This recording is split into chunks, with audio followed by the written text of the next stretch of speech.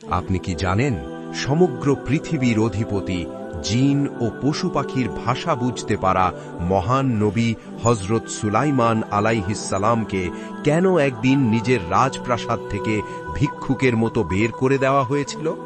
কিভাবে এক সামান্য জেলের মেয়ের চোখের পানির কাছে পরাস্ত হয়েছিল রাজকীয় অহংকার? আজকের এই রোমাঞ্চকর এবং শিক্ষণীয় ঘটনাটি জানতে হলে ভিডিওটি না টেনে একেবারে শেষ পর্যন্ত দেখুন। আর হ্যাঁ, আপনি যদি আমাদের চ্যানেলে নতুন হয়ে থাকেন তবে এখনই সাবস্ক্রাইব করে বেল আইকনে ক্লিক করুন। ভিডিওটিতে একটি লাইক দিন এবং আপনার মূল্যবান মতামত কমেন্ট করে জানান। চলুন শুরু করা যাক। দাউদ আলাইহিস সালামের পুত্র, মহান নবী এবং পরাক্রমশালী বাদশাহ হযরত সুলাইমান আলাইহিস সালাম একদিন তার জাঁকজমকপূর্ণ রাজ দরবারে এক বিশাল সভার ডাক দিলেন। জিন, ইনসান এবং রাজ্যের সমস্ত জ্ঞানী গুণীদের উপস্থিতিতে তিনি এক যুগান্তকারী ঘোষণা দিলেন। তিনি বিবাহ করতে ইচ্ছুক। পাত্রী খোঁজার জন্য তার মন্ত্রীরা যখন জানতে চাইলেন তিনি কেমন পাত্রী চান, তখন সুলাইমান আলাইহিস সালাম 4টি শর্ত দিলেন।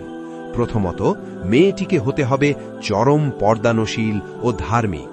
দ্বিতীয়ত, তাকে হতে হবে পরম আমানতদার। তৃতীয়ত, উত্তম বংশের অধিকারী। এবং চতুর্থত, তাকে হতে হবে অপরূপ সুন্দরী। রাজ্যের আনাচে কানাচে, গ্রামে গঞ্জে এই রাজকীয় ঘোষণা বাতাসের বেগে ছড়িয়ে পড়ল। একদিন রাজ্যের এক অতি দরিদ্র জেলে মাছ বিক্রি করে ফেরার পথে এই ঘোষণা শুনতে পেল। সে মনে মনে আল্লাহর কাছে ফরিয়াদ জানাল, হে আল্লাহ, আমার মেয়েটির মাঝেও তো এই 4টি গুণ বিদ্যমান। যদি দুনিয়ার বাদশাহ সুলাইমান আলাইহিস সালামের সাথে আমার মেয়ের বিয়ে হতো তবে আমাদের জীবন ধন্য হয়ে যেত। বাড়ি ফিরে জেলে যখন আবেগের বশে কথাগুলো তার স্ত্রীকে জানালো, স্ত্রী বাস্তবতার কথা স্মরণ করিয়ে দিয়ে বলল, কোথায় আমরা সামান্য জেলে আর কোথায় সারা দুনিয়ার বাদশাহ, এমন অবাস্তব স্বপ্ন দেখবেন না। কিন্তু আড়ালে দাঁড়িয়ে মেয়েটি সব শুনছিল। সে তার মাকে বলল, আম্মা জান, এমন একজন আল্লাহওয়ালা নবীর স্ত্রী হওয়া তো পরম সৌভাগ্যের বিষয়। গভীর রাতে তাহাজ্জুদের জায়নামাজে বসে চোখের পানি ফেলে মেয়েটি আল্লাহর কাছে ফরিয়াদ জানালো, হে রাব্বুল আলামিন, তুমি চাইলে সবই সম্ভব। যদি আমার জন্য কল্যাণকর হয় তবে আমাকে সুলাইমান আলাইহিস সালামের স্ত্রী হিসেবে কবুল করে নাও। এরপর মেয়েটি সাহসে ভর করে একটি চিঠি লিখল খোদ বাদশাহের দরবারে।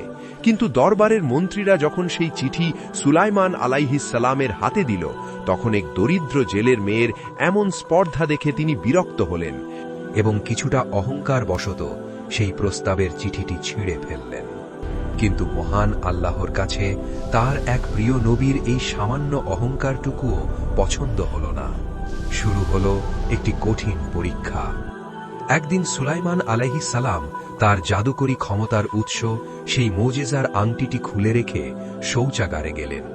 এই সুযোগে এক ধূর্ত শয়তান জিন আংটিটি চুরি করে সুলাইমান আলাইহিস সালামের রূপ ধারণ করে সিংহাসনে বসে পড়ল।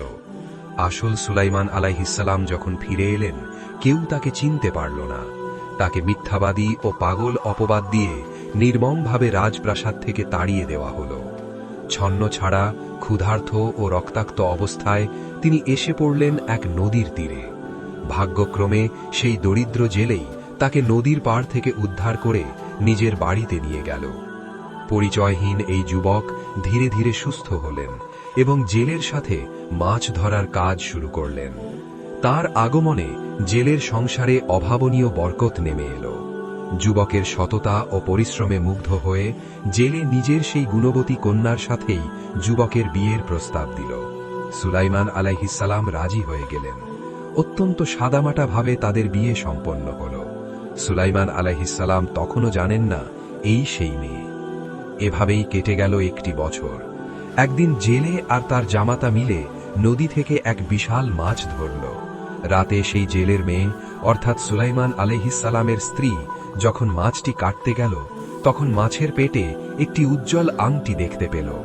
আসল ঘটনা হল, শয়তান জিনটি ভয় পেয়ে আংটিটি নদীতে ফেলে দিয়েছিল, যা এই মাছটি গিলে খেয়েছিল। স্ত্রী আংটিটি পরিষ্কার করে স্বামীকে উপহার দেওয়ার জন্য নিয়ে এলো।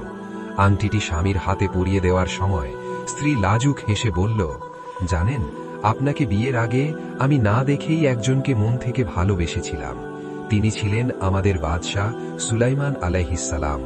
কিন্তু আল্লাহ আমাকে আপনার মতো এক নেককার স্বামী দিয়েছেন, এতেই আমি খুশি। আংটিটি আঙুলে পরার সাথে সাথেই সুলাইমান আলাইহিসসালামের সমস্ত স্মৃতি ও মোজেজা ফিরে এলো। তিনি চমকে উঠলেন। তিনি বুঝতে পারলেন, এই সেই জেলের মেয়ে যার চিঠি তিনি অহংকার করে ছিঁড়ে ফেলেছিলেন।